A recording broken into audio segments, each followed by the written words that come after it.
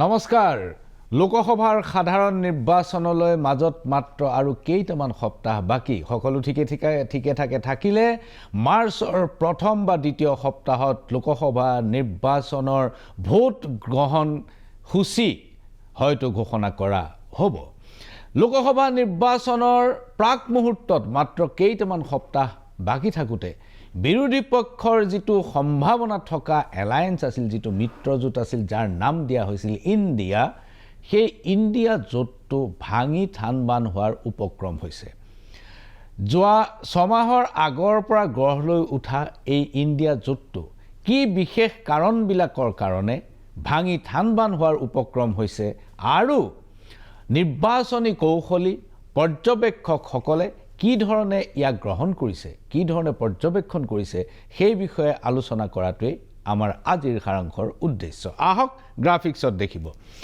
নিৰ্বাচনৰ প্ৰাক মুহূৰ্তত ইণ্ডিয়া জোঁট থানবান হোৱাৰ উপক্ৰম ইণ্ডিয়া জোঁটৰ লগত নাথাকে মমতা বেনাৰ্জী নাথাকে অৰবিন্দ কেজৰিৱাল মমতা বেনাৰ্জীয়ে আগৰ পৰা এটা কথা কৈ আছিলে যে পশ্চিম বংগত কংগ্ৰেছে সিপিএমৰ লগত এলায়েন্সটো এৰি অকল তৃণমূল কংগ্ৰেছৰ লগত এলায়েন্স কৰক আৰু তৃণমূল কংগ্ৰেছক পশ্চিম বংগ এৰি দিয়ক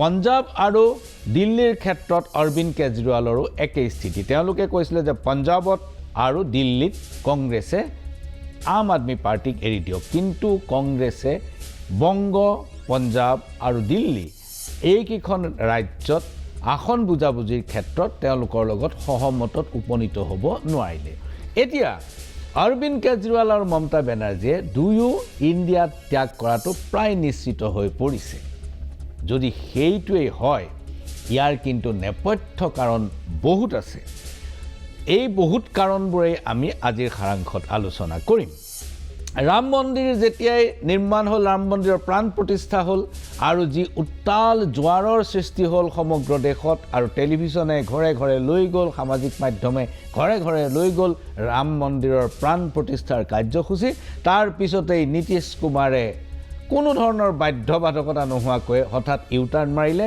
আৰু নীতিহীন বুলি খ্যাত হৈ পৰা নীতিশ কুমাৰৰ ইউটাৰ্ণটো নতুন কথা নহয় গতিকে ই কেৱল মাত্ৰ মানুহে ইয়াক কেৱল ব্যংগাত্মক দৃষ্টিৰেহে গ্ৰহণ কৰিলে কিন্তু ৰাজনৈতিক যিটো তাৰ ইমপ্লিকেশ্যন যিটো ৰাজনৈতিক ফলাফল সেই কথাটোত মানুহে গুৰুত্ব দিবলৈ পাহৰিলে ৰাম মন্দিৰ মুকলি হোৱাৰ লগে লগে বিজেপি শক্তিশালী অৱস্থানত অৱতীৰ্ণ হ'ল কাৰণ ধৰ্মীয় যিটো সেন্টিমেন্ট যিটো ধৰ্মীয় যিটো মনস্তত্ব সেইটো যেতিয়া ভোটৰ ৰাজনীতিত তাক লগোৱা হয় ই সফল হোৱাটো স্বাভাৱিক কিছুদিনৰ কাৰণে ই সফল হোৱাটো স্বাভাৱিক উত্তৰাখণ্ডত আকৌ ইউনিফৰ্ম সিভিল কোড আনিলে উত্তৰাখণ্ড ৰাজ্যত ইউনিফৰ্ম সিভিল কোড আনিলে গতিকে ইউনিফৰ্ম সিভিল কোড দেশ জুৰি হ'ব বুলি এটা বাৰ্তা গুচি গ'ল সেইটোৱেও একাংশ মানুহক অত্যন্ত উৎসাহী কৰিলে যে বিজেপিয়ে কি কৰিব নোৱাৰে আৰ্টিকল 371 উঠাই ল'লে ৰাম মন্দিৰ নিৰ্মাণ কৰিলে এতিয়া ইউনিফৰ্ম সিভিল কোডো হৈ যাব গতিকে বিজেপিয়ে কৰোঁ বুলি ক'লে সকলো কৰিব পাৰে ইণ্ডিয়া টুডে আৰু চি ভোটাৰে এটা সমীক্ষা কৰিছিল আজি 2-3 দিনৰ আগত আৰু এই সমীক্ষাত ভাৰতীয় জনতা পাৰ্টিৰ নেতৃত্বাধীন এনডিএ নিশ্চিতভাৱে ক্ষমতালৈ আহিব বুলি ইয়াত ভৱিষ্যতবাণী কৰা হৈছে আৰু এই সমীক্ষালৈয়ে আমি আৰম্ভ কৰিম ভোট যুদ্ধৰ প্ৰাথমিক বিশ্লেষণ আহক সেই সমীক্ষাত কি কৈছে India টুডেৰ ঘোষকসকলে 400 par is Prime Minister Modi's war cry. They're heading there, but not there yet. 335 is the current projection by C Voter for the India Today group for this Mood of the Nation opinion poll, the last MOTN before the Lok Sabha elections. 335, way short of 400 at this moment. This is 18 down from the last election. So if you take all the allies together, they had 18 more last time. They're down at 335 at this moment. And the India alliance is at 166. That's 75 seats more than the last time. The others are at 42, 57 down, but that's an apples and oranges comparison because some of the parties which were in the others have now moved to the India alliance. The big story though is that the NDA is set to come back to power quite comfortably. See, you want to hit a You want to hit 4 centuries in one match, you're hitting 3.5 centuries just yet. And remember, Rajdeep, there's also the fact that once this message goes out that Prime Minister Modi is comfortably placed, then a lot of people may decide, "Arey, vote kya waste karna? Isi ko do, because if he's coming back." So that ultimately could also come into play. সেয়া আছিল India today C ভোটাৰৰ ভৱিষ্যতবাণী তেওঁলোকে কৈছে যে এই মুহূৰ্তত যদি নিৰ্বাচন হয় তেনেহ'লে NDA national Democratic alliance BJP নেতৃত্বাধীন 335খন আসন পাব আৰু কংগ্ৰেছ নেতৃত্বাধীন ইণ্ডিয়া ব্লকে পাব 166খন আহক দলীয় হিচাপত পাৰ্টি ৱাইজ যিটো শ্বেয়াৰিং হ'ব চিট শ্বেয়াৰিং হ'ব পাৰ্টি ৱাইজ কেনেকৈ পাব কোন কোন দলে কিমান আসন পাব সেইটো এবাৰ চাই লওঁ Let's take you through how the party-wise vote share and seat share would stack up. We looked at the alliance-wise numbers. Let's now look at the party-wise numbers. The Bharatiya Janata Party had 37% of the vote in the last election. That is expected to go up by a massive 3%. I'm saying massive because in a national context, for one party to be able to increase its vote share by 3%, that is a very significant achievement. The Congress had 20% of the vote share last time. See voters predicting at this moment that that could come down to 19, just a dip of 1. Others were at 43, they could be at 41. The big story there though is that the Bharatiya Janata Party, which in the last elections was standing at 37% vote share, could go up a massive 3% to 40.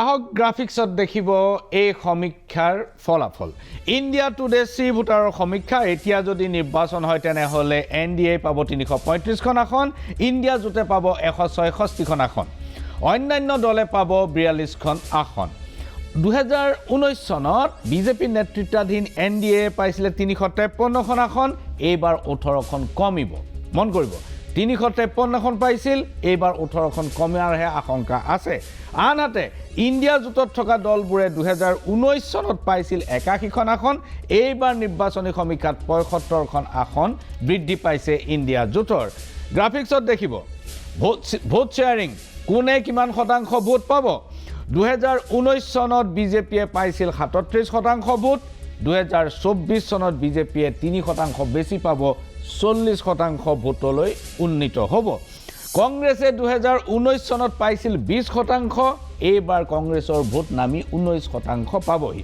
কংগ্ৰেছৰ vote share 19-20ৰ ভিতৰতে আছে যোৱা দুটা নিৰ্বাচনত অৰ্থাৎ বিজেপিৰ vote 3% বাঢ়িব আৰু কংগ্ৰেছৰ 1% কমিব অন্যান্য দলবিলাকে 41% ভোট পোৱাৰ সম্ভাৱনা আছে সকলো অন্যান্য দল মিলি 41% ভোট পাব এতিয়া কথা হ'ল যে কংগ্ৰেছৰ ভোট শ্বেয়াৰ কিন্তু যোৱা দুটা নিৰ্বাচনত ইতিমধ্যে কংগ্ৰেছ পৰাজিত হৈছে আৰু তৃতীয়টো নিৰ্বাচনত চি ভোটাৰৰ মতে কংগ্ৰেছ পৰাজিত হ'ব এই তিনিটা নিৰ্বাচনত পৰাজিত হোৱা সত্ত্বেও কিন্তু কংগ্ৰেছৰ ভোট শ্বেয়াৰটো একে ঠাইতে আছে ৰাজদীপ সৰদেশাই এই প্ৰসংগত কি কৈছে আমি শুনি লওঁ The other story is the Congress party losing 3 consecutive elections and its vote share not changing. I keep repeating there's one figure that stands out for me, Rahul.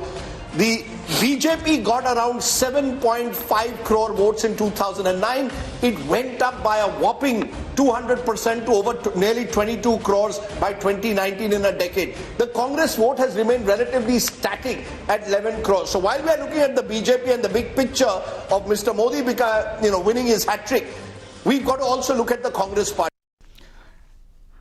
গ্ৰাফিক্সত দেখিব ৰাজদীপ সৰদেশাই ইণ্ডিয়া টুডেৰ অন্যতম সম্পাদক তেওঁ কৈছে যে যোৱা দুটা দশকত বিজেপিৰ ভোটৰ সংখ্যা বাঢ়িছে সেই অনুসৰি বিজেপি দুটা নিৰ্বাচনত জয়ী হৈ তৃতীয়টো নিৰ্বাচনতো জয়ী হোৱাৰ সম্ভাৱনা প্ৰকট হৈ পৰিছে 2009 চনত বিজেপিয়ে দেশজুৰি পাইছিল প্ৰায় 7 কোটি ভোট 2009 চনত 2019 চনত কিন্তু এটো সাংঘাতিক ধৰণে বৃদ্ধি পালে আৰু 200 গুণ পৰ্যন্ত বৃদ্ধি হৈ 22 কোটি হ'লগৈ 7 কোটিৰ পৰা একে কোবে গৈ 22 কোটি হ'লগৈ কংগ্ৰেছৰ ভোটৰ পৰিমাণ যোৱা দুটা নিৰ্বাচনত 11 কোটিতে সীমিত হৈ আছে ই 11 কোটিতকৈ কমাও নাই আৰু বঢ়াও নাই কংগ্ৰেছৰ এটা কনষ্টেণ্ট এটা নিৰ্দিষ্ট ভোট শ্বেয়াৰ এই যোৱা দুটা নিৰ্বাচনত দেখা গৈছে এইবাৰ 1% কমাৰ আশংকা আছে গ্ৰাফিক্সত দেখিব ইণ্ডিয়া টুডে চি ভোটাৰৰ সমীক্ষা মতে বিজেপিয়ে অকলে NDA নহয় বিজেপিয়ে অকলে 300-400খন আসন পাব কংগ্ৰেছ দলে 2024 চনত মুঠ 71খন আসন লাভ কৰিব। 71খন আসন কংগ্ৰেছ দলে লাভ কৰিব। অন্যান্য দলে 168খন লাভ কৰাৰ সম্ভাৱনা আছে। কংগ্ৰেছে 2019 চনতকৈ এইবাৰ 19খন আসন বেছি পাব। বেছি আসন বেছি নাপায়, বেছি আসন বৃদ্ধি নহয়, বৰঞ্চ 19খন আসন বৃদ্ধি হ'ব আৰু বিজেপিয়ে অকলে পাব 304খন। প্ৰিয় দৰ্শক, এই সমীক্ষাবিলাক নিৰ্বাচনৰ কেইসপ্তাহমান আগতে লোৱা সমীক্ষা। নিৰ্বাচন প্ৰক্ৰিয়াটো আৰম্ভ হ'লে এই সমীক্ষাৰ ফলাফল আৰু অলপ ইফাল সিফাল হ'ব। মই নাভাবোঁ যে 307টোৱেই ফিগাৰ হৈ থাকিব, ইয়াতকৈ হয়তো কমিবও পাৰে, নতুবা বাঢ়িবও পাৰে, আপুনি একো ক'ব নোৱাৰে। কিন্তু কথাটো হ'ল, এই সমীক্ষাবোৰ কেনেকৈ লোৱা হয় সেইটো অকণমান জনাটো দৰকাৰ। আমি সমীক্ষাৰ বাহিৰৰ মানুহ, আমি নিজেও কেতিয়াবা সমীক্ষা কৰোঁ। আমি খুব কাৰিকৰীভাৱে অত্যন্ত উন্নত মানৰ সমীক্ষা আমি কৰিব নোৱাৰোঁ। আমি কথাবিলাক মানুহৰ দ্বাৰা পৰিচালিত মেনুৱেলি আমি কামবিলাক কৰোঁ। কিন্তু এতিয়া সমীক্ষাৰ পদ্ধতিবিলাক সলনি হৈছে আৰু যাৰ কাৰণে চান্সেছ অফ উইনিং আৰু চান্সেছ অফ লুজিং, অৰ্থাৎ জয়ী হোৱাৰ সম্ভাৱনা আৰু পৰাজিত হোৱাৰ আশংকা, এই দুটাৰ মাজত তফাত খুব কমি গৈছে। গতিকে মই এজন পুৰণি নিৰ্বাচনী সমীক্ষক, আপোনালোকে সকলোৱে জানে, যোগেন্দ্ৰ যাদৱ, মই মনত পেলাই দিব খোজোঁ। ভাৰতবৰ্ষত আচলতে নিৰ্বাচনী সমীক্ষা গোটেই কাৰবাৰটো আৰম্ভ কৰিছিল ডক্টৰ প্ৰণয় ৰয়ে। আৰু প্ৰণয় ৰয় আৰু দোৰাব চুপাৰীৱালা আছিল সেই সময়ত অপ্ৰতিদ্বন্দ্বী ছাফলজিষ্ট। তেওঁলোকে নিৰ্বাচনৰ সমীক্ষাবিলাক প্ৰকাশ কৰিছিল আৰু ভাৰতবৰ্ষৰ সাধাৰণ দৰ্শকৰ, টেলিভিছন দৰ্শকৰ বাবে এইবিলাকেই আছিল ৰাজনীতিৰ নিৰীক্ষণ কৰা মাপকাঠি। প্ৰণয় ৰয়ৰ পিছত যিজন ব্যক্তিয়ে আটাইতকৈ শক্তিশালী ৰূপত স্থানীয় ভাষাৰ মাধ্যমত নিৰ্বাচনী সমীক্ষা ঘৰে ঘৰে লৈ গৈছিল, সেইজন আছিল যোগেন্দ্ৰ যাদৱ। যোগেন্দ্ৰ যাদৱে এতিয়া নিৰ্বাচনী সমীক্ষা নকৰে। তেওঁ বহুদিনৰ আগতে নিৰ্বাচনী সমীক্ষা বাদ দিলে। কিন্তু নিৰ্বাচনী সমীক্ষাৰ সকলো ভিতৰুৱা কথা তেওঁ জানে। নিৰ্বাচনী সমীক্ষা, এই বিশেষকৈ ইণ্ডিয়া টুডে নিৰ্বাচনী সমীক্ষা বুলি নহয়, সকলো ধৰণৰ নিৰ্বাচনী সমীক্ষা কেনেকৈ কৰা হয় আৰু ইয়াৰ গ্ৰহণযোগ্যতা কিমান, সেই সম্পৰ্কে যোগেন্দ্ৰ যাদৱে কি কৈছে আমি কেইটামান ভিডিঅ' আপোনালোকক দেখুৱাম। আহক ভিডিঅ'ত চাওঁ যোগেন্দ্ৰ যাদৱে সমীক্ষা প্ৰসংগত কি কয়। पहली बात, ये सर्वे टेलीफोन इंटरव्यू पर आधारित है। ये कहीं लिखा नहीं हुआ है ध्यान से, लेकिन कभी भी किसी सर्वे को देखें ना तो उसका मेथडोलॉजी नोट देखा कीजिए, ये वाला। इसमें एक शब्द है कैटी, CATI। ये कैटी क्या होता है? Computer assisted telephone interview. मतलब कि जैसे सर्वे हम किया करते एक ज़माने में, मतलब कि हमारे स्टूडेंट्स, दूसरे लोग जाते थे, किसी का घर का दरवाज़ा खटखटाते थे, कहते थे मुझे आपसे बात करनी है, प्लीज़ कर लूँ, और फिर उसके बाद आमने सामने बैठ के बात होती थी, मुखामुखम। यहाँ ऐसा कुछ नहीं हुआ है, ये टेलीफोन पे किया गया है। टेलीफोन का नंबर लिए, पूरी जितनी भी कंपनियों के जितने भी नंबर मिल सकते थे, और उसको रैंडमली पिक किया, वहाँ फ़ोन किया, जिन लोगों ने जवाब दिया उनसे बात की। প্ৰিয় দৰ্শক, যোগেন্দ্ৰ যাদৱে কৈছে যে মেথডলজি, যিটো পদ্ধতিৰে এই সমীক্ষাবিলাক লোৱা হয়, তাত এটা CATI বুলি এটা শব্দ আছে, কেটি। কেটি শব্দটো হ'ল কম্পিউটাৰ এছিষ্টেড টেলিফোনিক ইণ্টাৰভিউ। এই কম্পিউটাৰ এছিষ্টেড টেলিফোনিক ইণ্টাৰভিউৰ জৰিয়তে সমীক্ষকসকলে ৰেণ্ডমলি, স্বতঃপ্ৰণোদিতভাৱে আৰু এই ধৰণে মানুহৰ ঘৰলৈ টেলিফোন কৰে, কৰি পেলাই সোধে আপুনি কাক ভোট দিব, কিয় ভোট দিব, কোন দলক ভোট দিব, ব্যক্তিক দিবনে পাৰ্টিক দিব, এনেধৰণৰ প্ৰশ্নবোৰ সোধে। আপোনাৰ বয়স কিমান, কি কাৰণে আপুনি দিব, ইত্যাদি ইত্যাদি প্ৰশ্নবোৰ সোধে আৰু সেইমতে সেই ফৰ্মেটত লিখি লয়। আগতে আছিলে, যেতিয়া CATI ব্যৱস্থাটো নাছিলে, তেতিয়া মানুহৰ ঘৰে ঘৰে গৈ মানুহক ব্যক্তিগতভাৱে লগ কৰি ফৰ্মত এইবিলাক ফিল আপ কৰা হৈছিল। টেলিফোনত লোৱা এই ধৰণৰ ইণ্টাৰভিউৰ জৰিয়তে যিবোৰ সমীক্ষা প্ৰকাশ কৰা হৈছে, সেই সমীক্ষাবিলাকত প্লাছ মাইনাছ এইটোতো বহুত বেছি গেপ থাকে। আহক যোগেন্দ্ৰ যাদৱে কি কয় আমি চাই লওঁ। NSS ने चेक किया 2 साल पहले कि देश में 73% लोगों के पास टेलीफोन था, 73% घरों में टेलीफोन था। पिछले साल CSDS ने केवल इस बात पे सर्वे किया और पाया कि देश के 69% लोगों के हाथ में टेलीफोन है। मतलब अभी भी 31% लोग ऐसे हैं जिनके हाथ में टेलीफोन नहीं है।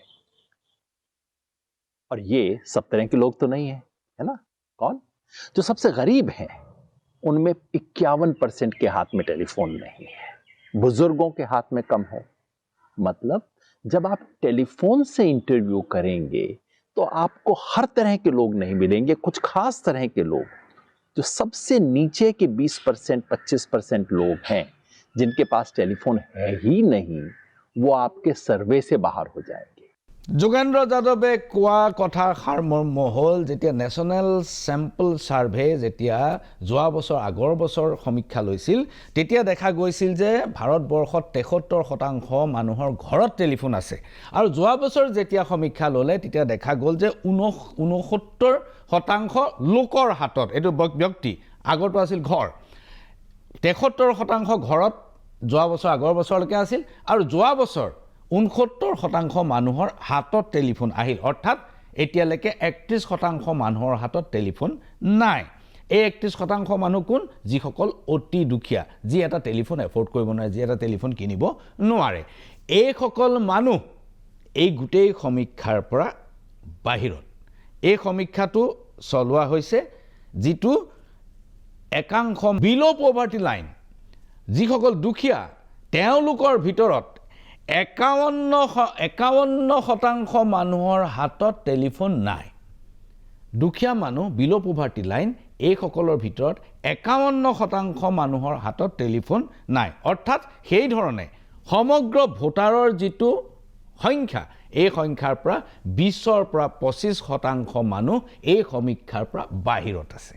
অৰ্থাৎ এই সমীক্ষাৰ চেম্পলবোৰ নমুনাবোৰ গ্ৰহণ কৰা হৈছে সেই 75 বা 80% মানুহৰ পৰা যিবোৰৰ হাতত টেলিফোন আছে আৰু যিবোৰ মোটামুটি নিম্ন মধ্যবিত্ত বা মধ্যবিত্ত পৰ্যায়ৰ মানুহ। আহক যোগেন্দ্ৰ যাদৱে আৰু কি কয় শুনি লওঁ। उन्होंने देखा कि जिन लोगों के पास टेलीफोन था उनमें से 41% कहते हैं हम बीजेपी को वोट डालते हैं, और जिनके पास नहीं था उनमें से 35% कहते हैं। मतलब जिन लोगों का टेलीफोन की ना होने की वजह से इस सर्वे में शामिल ही नहीं हैं, वो बीजेपी को कम वोट देने वाले हैं।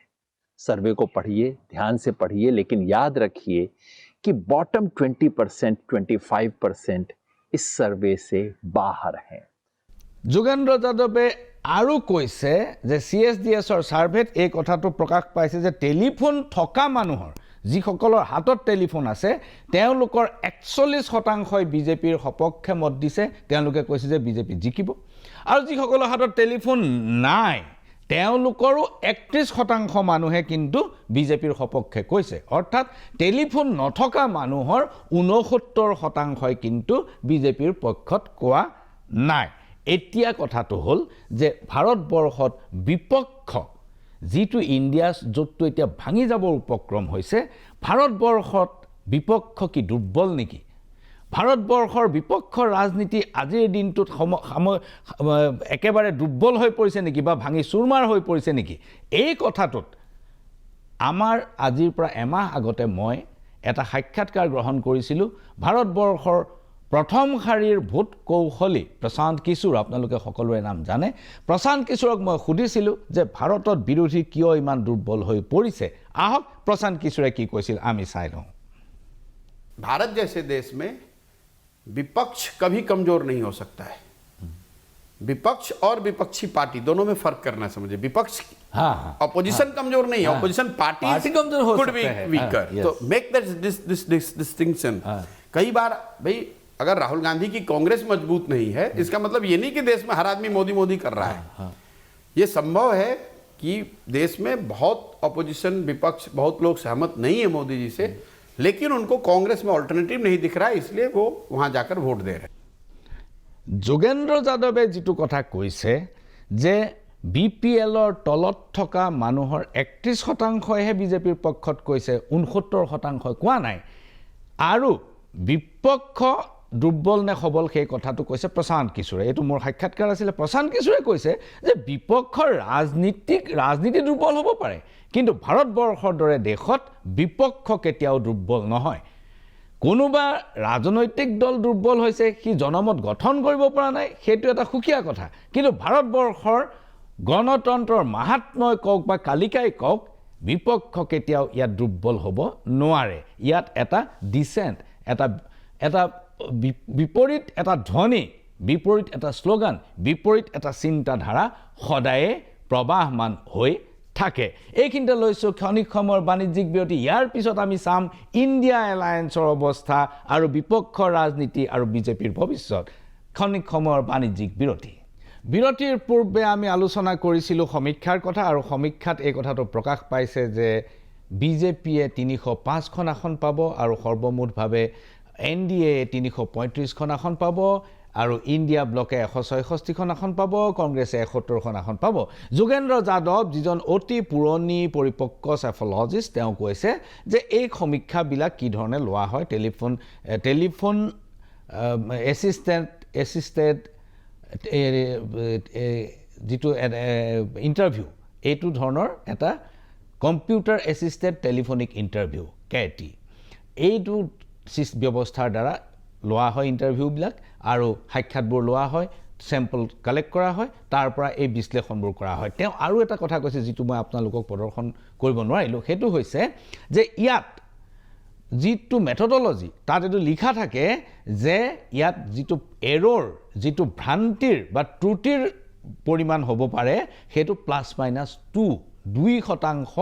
ত্ৰুটি হ'ব পাৰে আৰু 2% যেতিয়া ত্ৰুটি হ'ব তেতিয়া আসনৰ তফাত কিন্তু বহুত হৈ যাব অৰ্থাৎ যদি কংগ্ৰেছে পোৱা 19% ভোটৰ জেগাত যদি 21% হৈ যায় তেতিয়াহ'লে আসনৰ সংখ্যা বেলেগ হৈ যাব আৰু কংগ্ৰেছে যদি 19%ৰ জেগাত 17% হৈ যায় তেতিয়াও আসনৰ সংখ্যা বেলেগ হৈ যাব যদি কংগ্ৰেছে বিজেপিয়ে পাব লগা 40%ৰ জেগাত যদি 38% হয় তেনেহ'লে আসনৰ সংখ্যা কমি যাব আৰু যদি 42% হৈ যায় আসনৰ সংখ্যা বাঢ়ি যাব মেথডলজিত আৰু এটা কথা লিখা থাকে যে লোকেলি স্থানীয়ভাৱে এই ত্ৰুটিৰ পৰিমাণটো 5% ± হ'বগৈ পাৰে তেতিয়াহ'লেতো আসনৰ সংখ্যা বহুত ডাঙৰকৈ বঢ়া বা কমাটো সম্ভাৱনা প্ৰকট এতিয়া মই আহিব খুজিছোঁ এই বিষয়টোলৈ যে ইণ্ডিয়াত কি ধৰণে ভাঙনটো হৈছে আৰু কিয় ভাঙনটো হৈছে আহক গ্ৰাফিক্সত দেখিব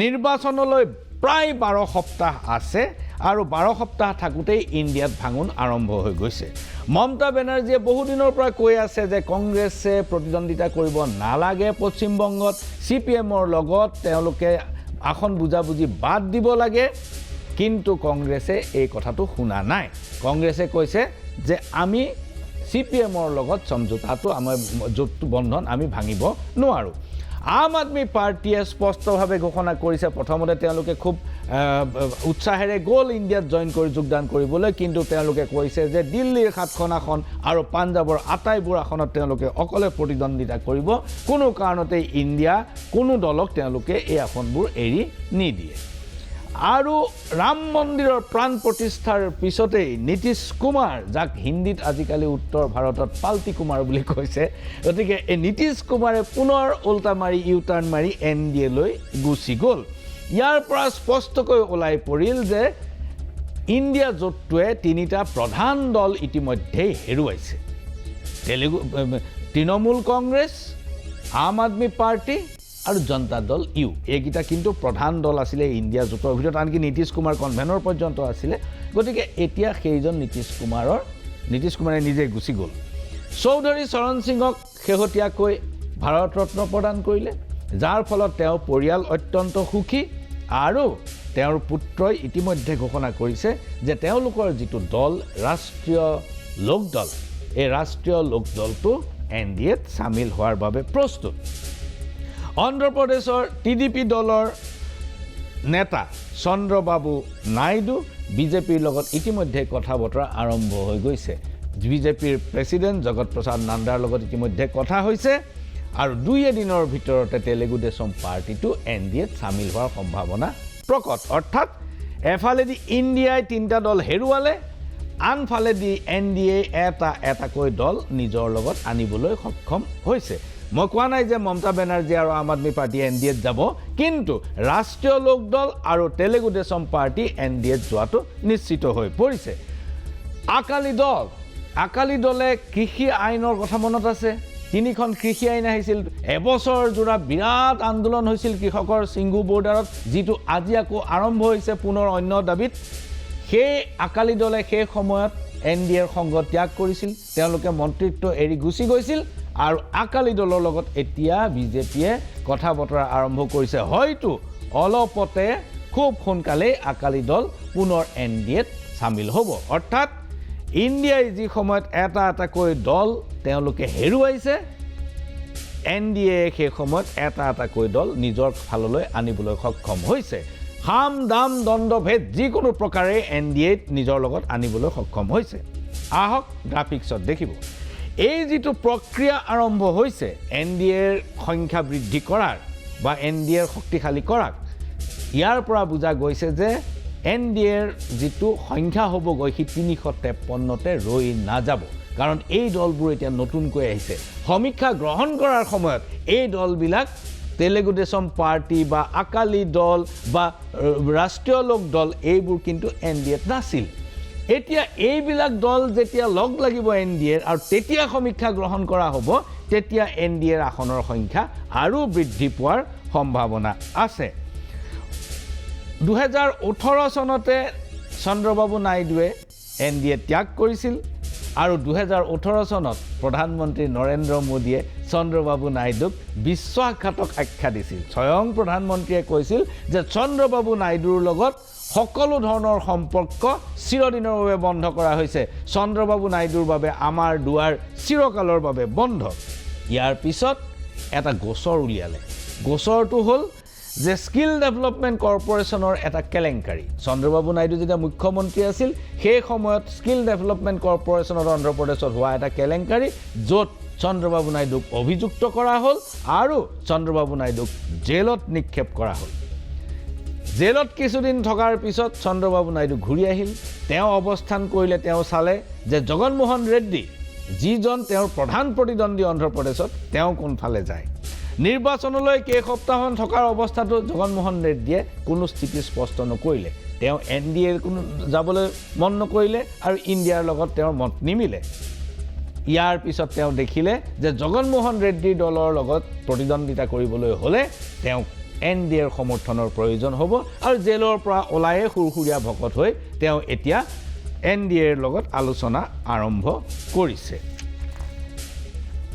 এইবাৰ আহিছোঁ মই পশ্চিম বংগৰ কথা। পশ্চিম বংগত কি কম্পালচন আছে, কি বাধ্যবাধকতা আছে, যিটো কাৰণে মমতা বেনাৰ্জীয়ে এতিয়া ইণ্ডিয়া উল্টা মাৰিছে, অৰ্থাৎ ইণ্ডিয়াৰ লগত থাকিব খোজা নাই। আহক গ্ৰাফিক্সত দেখিব।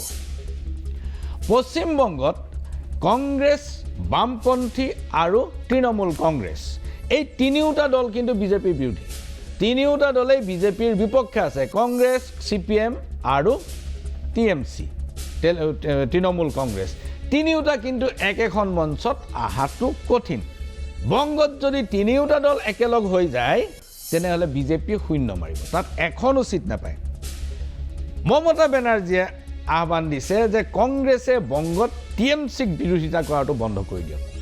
তৃণমূল কংগ্ৰেছক সমালোচনা কৰিব নালাগে, চিট বুজাবুজি হ'ব, আসন বুজাবুজি হ'ব লাগে আৰু CPMৰ সংগ ত্যাগ কৰিব লাগে। কাৰণ মমতা বেনাৰ্জীৰ কাৰণে বিজেপি যিমান শত্ৰু তাতো সমানে শত্ৰু CPM তাত শক্তিশালী অৱস্থানত বহি আছে। সি এতিয়া সুপ্ত হৈ আছে, কাইলৈ সি জাগ্ৰত হ'ব।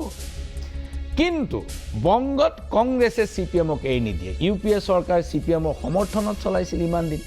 এতেকে কংগ্ৰেছে CPMক তাত এৰি নিদিয়ে আৰু যদি কংগ্ৰেছে বংগত CPMক এৰি দিয়ে কংগ্ৰেছ ভয়ংকৰ ধৰণে ক্ষতিগ্ৰস্ত হ'ব আৰু কেৰালা আৰু ত্ৰিপুৰাত জোট বন্ধনটো ভাঙি যাব। এই কাৰণেই TMCয়ে বিজেপি এফালেদি বিজেপিৰ বিৰুদ্ধে সংগ্ৰাম কৰিব লগা হৈছে, আনফালেদি বাম কংগ্ৰেছ, CPM কংগ্ৰেছৰ যিটো জোট তাৰ বিৰুদ্ধে সংগ্ৰাম কৰিব লগা হৈছে। মমতাই দুইফালে যুদ্ধ কৰিবলৈ অসুবিধা পাইছে। এতিয়া যদি বংগত যদি কংগ্ৰেছে CPMক বাদ দি দিয়ে তেনেহ'লে কেৰালা আৰু ত্ৰিপুৰাত কংগ্ৰেছৰ অস্তিত্বই নোহোৱা হৈ যাব। চৰকাৰ গঠন কৰাটো দূৰৰে কথা, কংগ্ৰেছ নোহোৱা হৈ যাব। কংগ্ৰেছ কোনো মতে তাত বাচি আছে CPMৰ লগত এলায়েন্সটো কৰি। মমতা বেনাৰ্জীয়ে বিৰোধীৰ জোটবন্ধনত আপত্তি কৰা নাছিল, কিন্তু তেওঁ কৈছিল যে কংগ্ৰেছে আমাক এইখিনি স্পেচ এৰি দিব লাগে বংগত কংগ্ৰেছে নেতৃত্ব লোৱাটো বা কংগ্ৰেছে টিএমচি প্ৰতিদ্বন্দ্বিতা কৰাটো মমতা বেনাৰ্জীয়ে নিবিচাৰে মমতা বেনাৰ্জীয়ে ইণ্ডিয়া ব্লকৰ পৰা ওলাই যোৱাৰ আৰু বহুত কাৰণ আছে এটা কাৰণ মই যোৱা বছৰ 2023 চনৰ 8 জুলাইৰ সাৰাংশত আপোনালোকক দেখুৱাইছিলোঁ মই পুনৰ আপোনালোকক মনত পেলাই দিব খুজিছোঁ মমতা বেনাৰ্জী কি কাৰণে বিপদত পৰিছে কেৱল বিজেপি বিৰুদ্ধে সংগ্ৰাম আৰু বাম কংগ্ৰেছৰ বিৰুদ্ধে সংগ্ৰাম সেইটোৱে মমতা বেনাৰ্জীৰ একমাত্ৰ ইস্যু নহয় মমতা বেনাৰ্জীৰ সন্মুখত এটা ডাঙৰ সংকট আছে যিটো সংকট তেওঁ যদি অতিক্ৰম কৰিব নোৱাৰে তেওঁ ৰাজনীতিত সাংঘাতিক ধৰণৰ বিপদৰ সন্মুখীন হ'ব আহি আছো সেই প্ৰসংগলৈ ক্ষণিক সময়ৰ বাণিজ্যিক বিৰতিৰ পিছত বিৰতিৰ আগত আমি আলোচনা কৰিছিলোঁ যে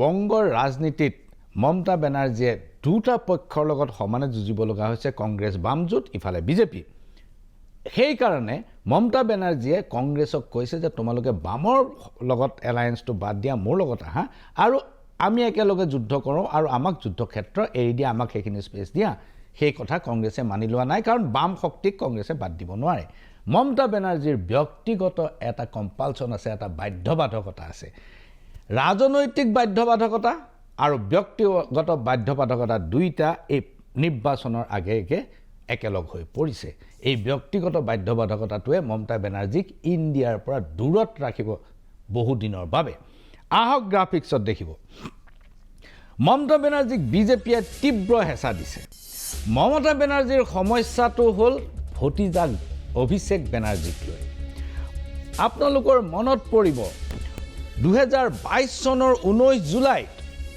বংগত কয়লাৰ চোৰাং বেহা সম্পৰ্কত এনফৰ্চমেণ্ট ডাইৰেক্টৰেটে এখন প্ৰথমখন চাৰ্জশ্বীট দাখিল কৰিছিল 19 জুলাই 2022 19 জুলাই 2022ত প্ৰথমখন চাৰ্জশ্বীট দাখিল কৰিলে এই চাৰ্জশ্বীটখনত 2500 কোটি টকীয়া কয়লা কেলেংকাৰীত 41 জন লোকক দোষী সাব্যস্ত কৰা হ'ল এই 41 জন লোকৰ দোষী সাব্যস্তকৰণৰ ভিতৰত চাৰ্জশ্বীটখনৰ 444, 400 আৰু 68 নম্বৰ পৃষ্ঠাত এজন ব্যক্তিৰ বিষয়ে উল্লেখ কৰা আছে নামটো নাই সেই ব্যক্তিজনক কোৱা হৈছে যে এজন ক্ষমতাশালী ৰাজনৈতিক পাৱাৰফুল পলিটিচিয়ান যিজনৰ মতে যিজনে পশ্চিমবংগৰ প্ৰশাসন নিয়ন্ত্ৰণ কৰে এনেকুৱা এজন মানুহ জড়িত হৈ আছে কিন্তু মানুহজনৰ নামটো নাই বাকি 40 জনৰ নামটো আছে বাকি 41 জনৰ নামটো আছে কিন্তু 42 নম্বৰজন যিজনৰ কথা ৰেফাৰেন্স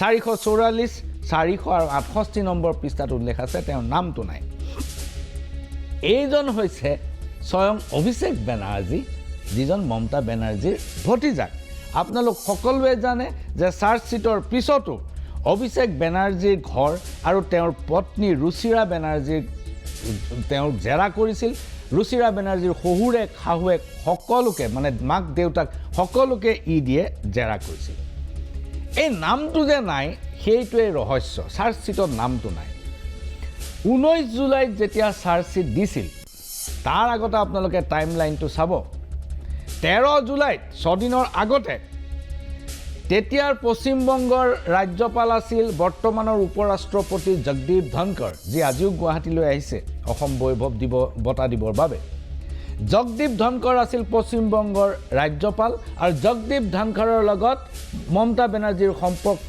আছিল অহিনকুল যাতে উঠে নলগা সম্পৰ্ক জগদীপ ধনখৰৰ কোনো সিদ্ধান্ত মমতা বেনাৰ্জীয়ে মানি নলয় জগদীপ ধনখৰে দিয়া উপাচাৰ্য মমতা বেনাৰ্জীয়ে নামানে মমতা বেনাৰ্জীয়ে দিয়া উপাচাৰ্য জগদীপ ধনখৰে নামানে ইত্যাদি ধৰণৰ বহুত ঘটনা ঘটি আছিল 13 জুলাই দিনাখন 19 জুলাই চাৰ্জশ্বীট তাৰ এসপ্তাহৰ আগত 13 জুলাই দিনাখন হঠাৎ দাৰ্জিলিঙত 3 জন মানুহ একেলগ হ'ল কোন একেলগ হ'ল ৰাজ্যপাল তদানীন্তন ৰাজ্যপাল জগদীপ ধনখৰ অসমৰ মুখ্যমন্ত্ৰী ডক্টৰ হিমন্ত বিশ্ব শৰ্মা আৰু পশ্চিমবংগৰ মুখ্যমন্ত্ৰী মমতা বেনাৰ্জী আটাইকেইজনে ক'লে যে এইটো এটা কাকতালীয় সংযোগ এক্সিডেণ্টেলি আটাইকেইজনে লগ পাই গ'ল কথাটো সেইটো নহয়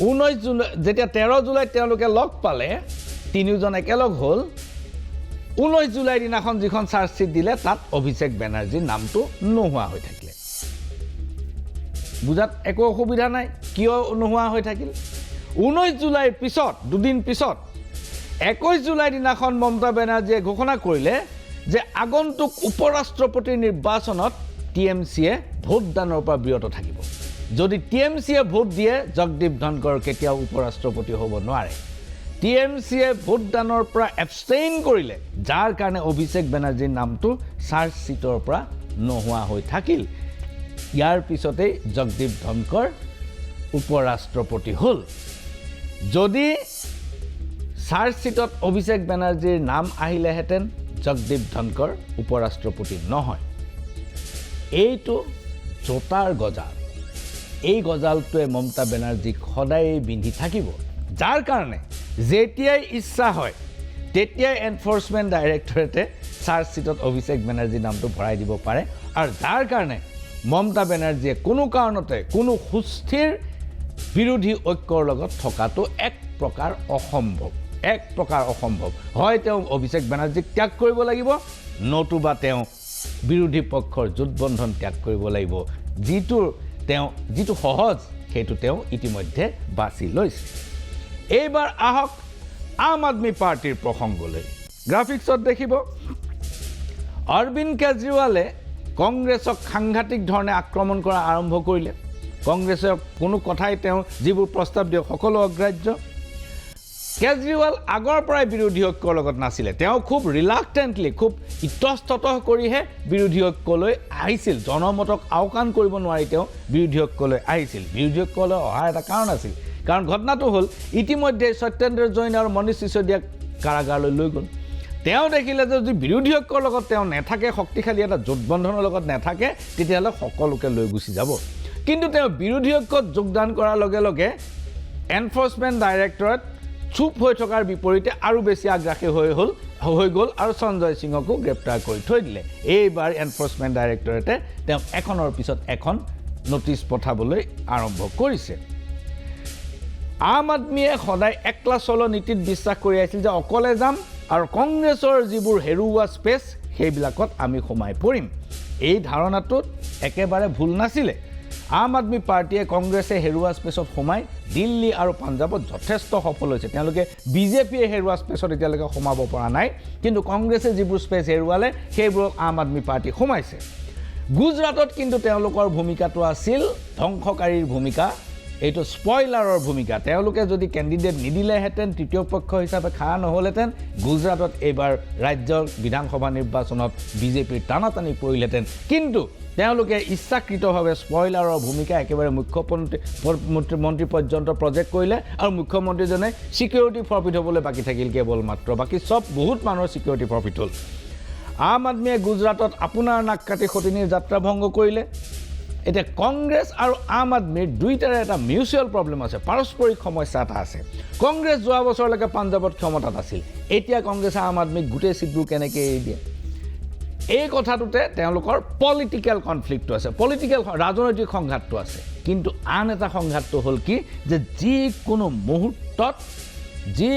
মুহূৰ্তত অৰবিন্দ কেজৰিৱালক গ্ৰেপ্তাৰ কৰিব পাৰে আৰু এই গ্ৰেপ্তাৰৰ পৰা হাৰি থাকিবৰ বাবে কাৰণ ইতিমধ্যেই মনীষ সিসোদিয়া সত্যেন্দ্ৰ জৈন সকলোকে গ্ৰেপ্তাৰ কৰি লৈ গ'ল সঞ্জয় সিঙক গ্ৰেপ্তাৰ কৰি লৈ গ'ল কেজৰিৱালক এবাৰ দুবাৰ জেৰা কৰিছে আৰু দ্বিতীয় কথাটো হ'ল যে উচ্চতম ন্যায়ালয়ত তেওঁলোকে এবাৰ গোচৰ তৰি লেফটেনেণ্ট গভৰ্ণৰৰ যি ক্ষমতা কুক্ষিগত কৰিছিলে যিখন নটিচ দিছিলে যিখন জাননীৰ দ্বাৰা সকলো ক্ষমতা লেফটেনেণ্ট গভৰ্ণৰক দিয়া হৈছিল সেইখনত তেওঁলোক জিকি পেলাই দিল্লী চৰকাৰে ক্ষমতাবোৰ ঘূৰাই পালে কিন্তু কি পৰিহাস যে পুনৰ উচ্চতম ন্যায়ালয়ে এই ক্ষমতাবোৰ এলজিৰ হাতত দিয়াটো লেফটেনেণ্ট গভৰ্ণৰৰ হাতত দিয়াটো যুক্তিসংগত বুলি ৰায় প্ৰদান কৰিলে এতিয়া লাহে লাহে দেখিলে যে অৰবিন্দ কেজৰিৱালে যে মোৰ ক্ষমতাও গ'ল সতীৰ্থও জেলত আৰু যিকোনো মুহূৰ্তত ময়ো জেলত যাব লগা হ'ব পাৰে এতেকে জেলৰ পৰা দূৰত থকাৰ একমাত্ৰ উপায় হ'ল বিজেপিৰ বিৰোধিতা কমাই দিয়া কংগ্ৰেছক বেছি আক্ৰমণ কৰা আৰু ইণ্ডিয়া জোঁটৰ পৰা নিজকে দূৰত ৰখা এই কামটোৱেই অৰবিন্দ কেজৰিৱালে এতিয়া কৰি আছে প্ৰিয় দৰ্শক এইখিনিতে লৈছোঁ ক্ষণিক সময়ৰ বাণিজ্যিক বিৰতি বিৰোধী কিয় থানবান হ'ল, বিৰোধীৰ এই অৱস্থাটো কিয় হৈছে, এই বিষয়ে মই নকওঁ, আপোনালোকে শুনিব প্ৰশান্ত কিশোৰৰ কি পৰ্যবেক্ষণ। এই বিষয়লৈ আমি পৰৱৰ্তী সময়ত আহিম। লৈছোঁ ক্ষণিক সময়ৰ বাণিজ্যিক বিৰতি। নীতিশ কুমাৰ, মমতা বেনাৰ্জী, আম আদমি পাৰ্টি সকলোৱে ইণ্ডিয়া এলায়েন্স এৰিলে। তেওঁলোকে ইণ্ডিয়া এলায়েন্সৰ লগত আৰু থকাৰ কোনো সম্ভাৱনা এতিয়া নাই। কিন্তু ইণ্ডিয়া এলায়েন্স সম্পৰ্কত ভোট কৌশলী প্ৰশান্ত কিশোৰে কিছুমান পৰ্যবেক্ষণ দিছিল। তাৰ এটা সৰু অংশ মই আপোনালোকক দেখুৱাব খুজিছোঁ। उस अलायंस का बहुत कोई ऑपरेशनल या स्ट्रेटेजिक पर्पस नहीं दिखता है, আচ্ছা, क्योंकि नेताओं के साथ में आ जाने से या उनके साथ में बैठ के चाय पीने से, हाँ, प्रेस बातचीत कॉन्फ्रेंस करने से हाँ। आपको सफलता मिले इसकी कोई गारंटी नहीं है।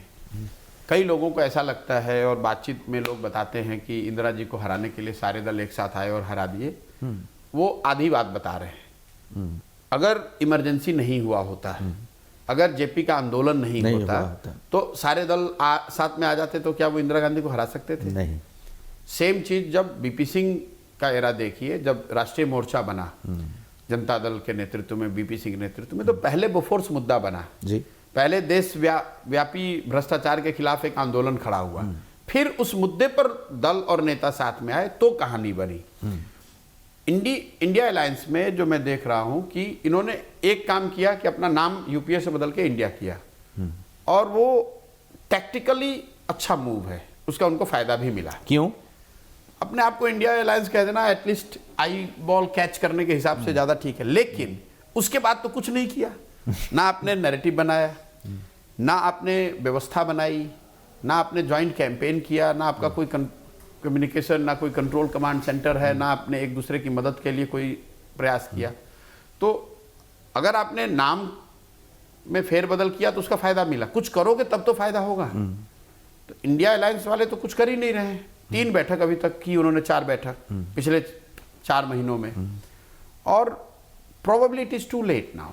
It's too late now. आप ये समझिए कि मैं बार बार कहता हूं, लोग कहते हैं भाई इसमें ज्यादा दिमाग लगाने की जरूरत नहीं है, बाकी चीज हो ना हो, सबको मालूम है कि 5 साल के बाद चुनाव होगा। तो जो लोग भी आज इंडिया अलायंस बना रहे हैं, व्हाट प्रिवेंटेड देम कि इसको 2 वर्ष पहले बना लेते? ये सारे दल तो देश में ही थे। हाँ। आप 2 वर्ष पहले बनाते तो एक नैरेटिव बनता, आपके कार्यक्रमों को लोगों तक पहुंचाने में आसानी होती, लोगों को जानकारी होती what India alliance stands for. आज तो लोगों को ये मालूम है कि भाई बीजेपी एनडीए एक साइड है, और इसको हराने के लिए सारे दल एक साथ आकर अपने आप को, जो पहले यूपीए कहते थे वो इंडिया कह रहे हैं, देखिए क्या होता है। सामान्य आदमी जो है वो तो ऐसे ही देखता है। इंडिया अलायंस की ओर से ना आपने कोई नैरेटिव दिया, ना कोई चेहरा दिया, ना कोई ज्वाइंट प्रोग्राम दिया, तो फिर लोगों के नजरिए से, असम में अगर आप युवा एक हैं तो आप इंडिया अलायंस को देख के why should you get excited with it? সেয়া আছিল প্ৰশান্ত কিশোৰ। মই আৰু সুধিছিলোঁ প্ৰশান্ত কিশোৰক যে বিজেপি দল বাৰম্বাৰ জিকি থকাৰ কাৰণটো কি হ'ব পাৰে। আহক প্ৰশান্ত কিশোৰে কি কয়। 4 फैक्टर है। एक तो हिंदुत्व का जो विचारधारा है, ठीक है, एक विचारधारा का वोट है। दूसरा, उन्होंने ये नेशनलिज्म का जो एक नया लिवर ऐड कर दिया, उसमें हाइपर नेशनलिज्म कह लो, नियो नेशनलिज्म कह लो, राष्ट्रवाद। ये don't you think it is a jingoism?